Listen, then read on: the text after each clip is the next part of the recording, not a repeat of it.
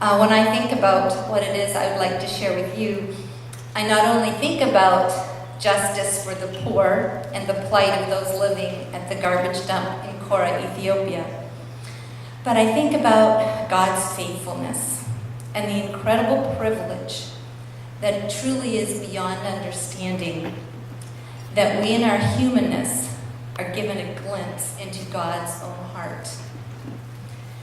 It really is so intimate that He allows us to see and feel just an iota of the grief, of His grief for those whom He loves. And then, unbelievably, if we ask Him about that which He's revealing to our hearts, and we say yes, that He chooses to use us and extends to us the greatest privilege of knowing and loving those whom He so deeply loves.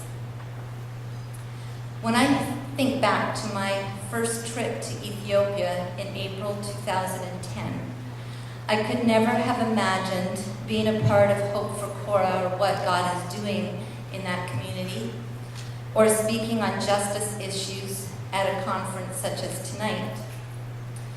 2 weeks ago, I returned home from my 10th trip to Ethiopia, and I'm just still amazed and taken aback that I have the privilege of calling so many in Korah my Ethiopian family and friends.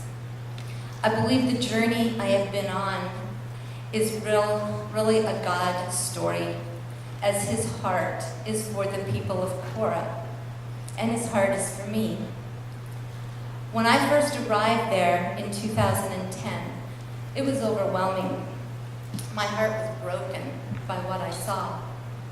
As some of you know, when I went there that April, I was just going on a 2-week short-term missions trip with 8 other women, including my 12-year-old daughter. I'm a social worker, and the others were nurses, and we were going to work in a rural clinic just north of the capital city, Addis Ababa. But things didn't turn out as planned. We actually flew the day of the Icelandic volcano that had erupted, and after a lot of diverted flights, we ended up changing plans and arrived finally at the little clinic a few days late. But when we got there, we discovered there was a new director, and he didn't want our help. He welcomed our donations, but he didn't actually want us to serve in the clinic. So there we were, unexpectedly stranded, without a purpose in a foreign land. And I remember my daughter at one point turning to me and saying, "Mom, our plans, they're falling apart, but God's are falling into place."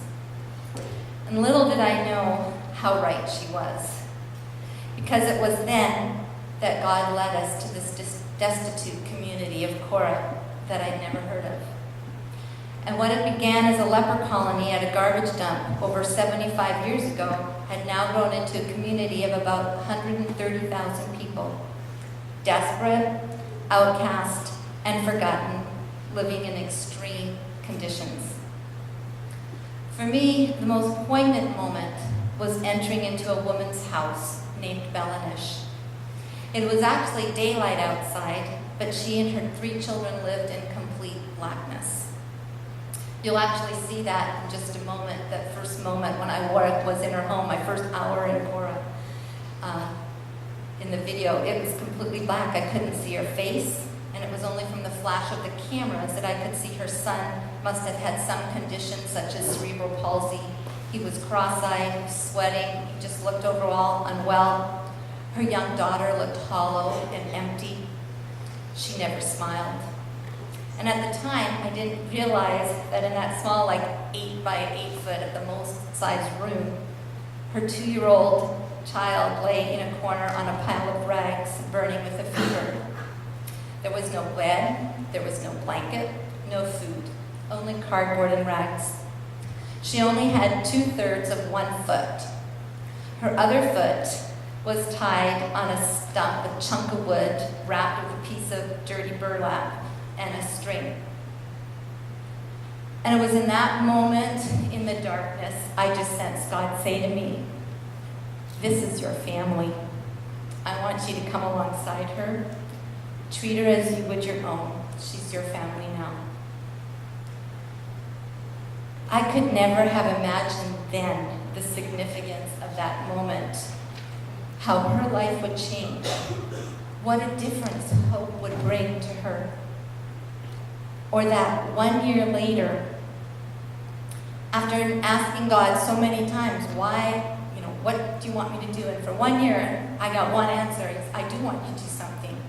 I want you to pray. And for 1 year, that was the only action God gave me.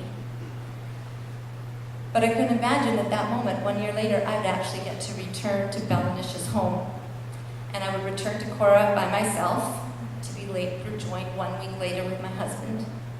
And the purpose of the second trip was to make sense of the first, to come alongside of a few Ethiopian leaders, young men who grew up at the garbage dump and had a passion for their community and for God. The purpose of our trip was to listen to their hearts, to find out what they felt their community needed, and to explore with them how we can empower them to serve their people. I never expected within a month of that return trip, our partnership with those leaders would lead to starting the Berta breakfast program feeding malnourished children. And that shortly thereafter, Hope for Korah would be formed and would receive charity status in both Canada and the US. While at the same time, these Ethiopian young leaders would themselves band together, organize, and apply to become a legal non-government organization charity within Ethiopia.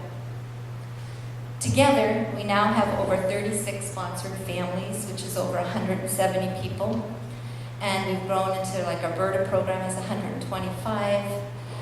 We have numbers of other programs, such as the Income Generation, teaching families skills that will hopefully lead them to becoming self-reliant. And that's some of those products back there are made in the Income Generation Project. We've also started a small kindergarten and a daycare for these families, after-school tutoring for these kids who are so behind in the learning curve because of very interrupted education, because of being at the dump and begging. We have the elderly lepers home, and we're partnering with Korah Great Hope Charities in the medical clinic in Korah. I mean, that's amazing. It would be so overwhelming if God would have ever showed me that then, but He didn't. He just told me to start by praying. I could never have imagined in 2010 what you're going to see in the video that we're going to be showing you. Our core program is family sponsorship, coming along families so they can break the cycle of poverty that they've been trapped in. We have a holistic approach that aims at keeping families healthy and together, orphan prevention. Our core value is to empower these families by empowering their leaders. We partner with Korah Great Hope Charities, and this is a charity that those same leaders and from the Tash Dump have formed, and all our programs are Ethiopian run.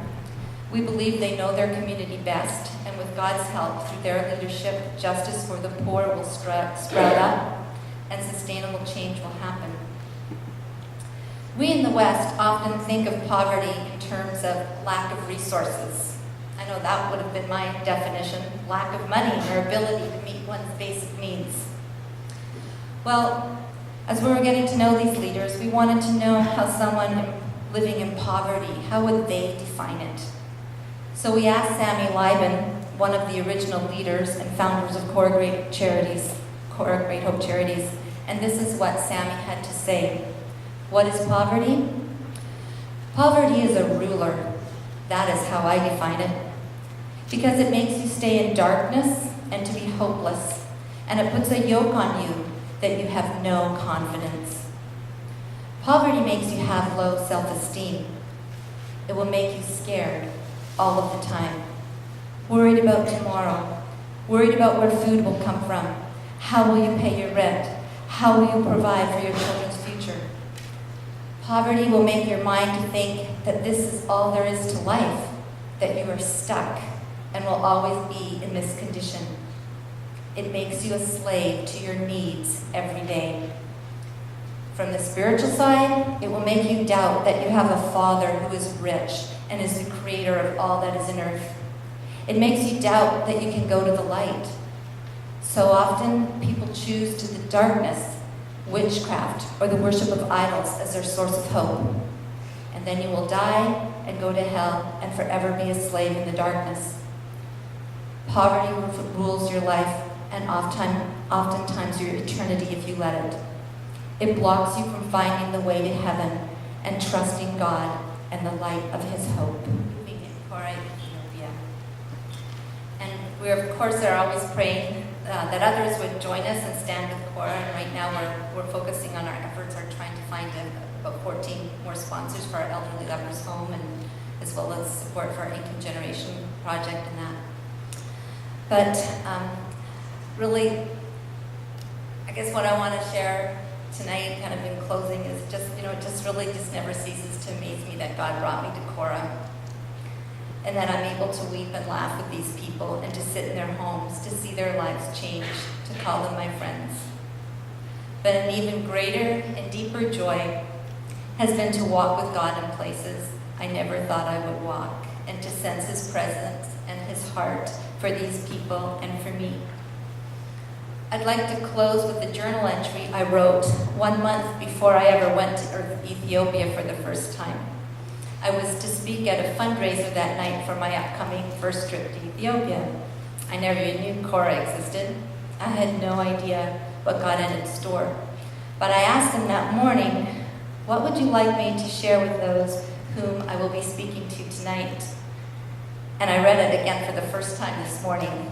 So this is what I wrote on March 12, 2010. And I'm writing as if God is speaking to me. This isn't just about Ethiopia, your ministry there, the funding that is needed. This evening is your ministry. This is a part of what I am doing. This is your opportunity to minister to the people here in Canada, to those who are coming. Love them and love them well. This is how I work. I want to speak into the hearts of each person there, because when I look at each one of them, they are on center stage. Everyone else is in the wings. Just as when I look at you, you are on center stage.